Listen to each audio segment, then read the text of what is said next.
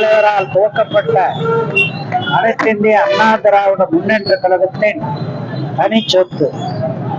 புரட்சி தலைவரனுடைய அரசியல் வாரிசு புரட்சி தலைவி அம்மா அவர்களுடைய தனி சொத்து இரட்டையிலை.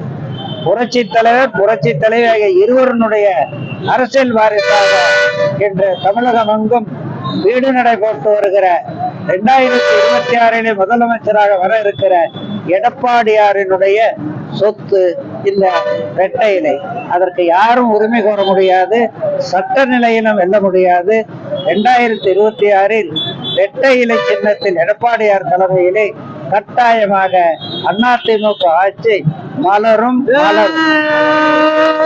உயர்நீதிமன்றமே சொல்லிருக்கு, ஓபிஎஸ் கேட்காம நீங்க எந்த முடிவு எடுக்க முடியாது தேர்தல் ஆணையம் சொல்லியிருக்காங்க. உயர்நீதிமன்றத்துக்கு தெரிந்தோ தெரியாமலோ சொல்லி இருக்கிறார்கள்.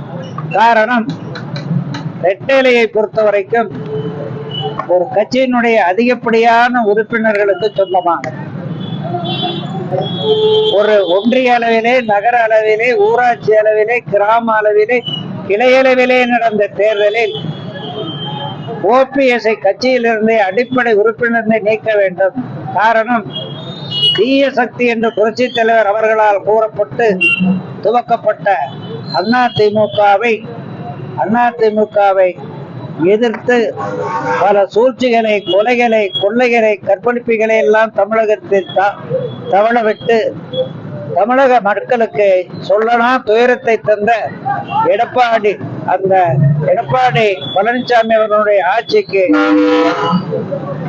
அடுக்க முடியாத தொல்லைகளை வீசி வாரி இறைத்த ஸ்டாலின் படத்தை தங்க வீட்டுல பூஜை ரூம்ல வச்சு எங்க அப்பா விளக்கேற்றுவாரு, சூட வைப்பாரு, நாங்களும் அதில் கலந்து கொள்வோம் என்று சட்டப்பேரவையிலேயே கருணாநிதியை கடவுள் என்ற நிலைக்கு உயர்த்திய ஓபிஎஸ்ஐ அதிமுக தொண்டர்கள் ஏற்கவில்லை. எந்த காலத்திலும் இடமில்லை.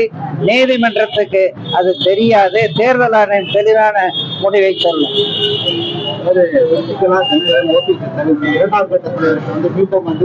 இணைக்கலாம் இணைக்கலாமா? தொண்டர்கள் அவர்களை இணைக்க கூடாது, எந்த காலத்திலுமே இணைக்க கூடாது என்று முடிவு செய்து விட்டார்கள். அதுதான் உண்மை நிலை.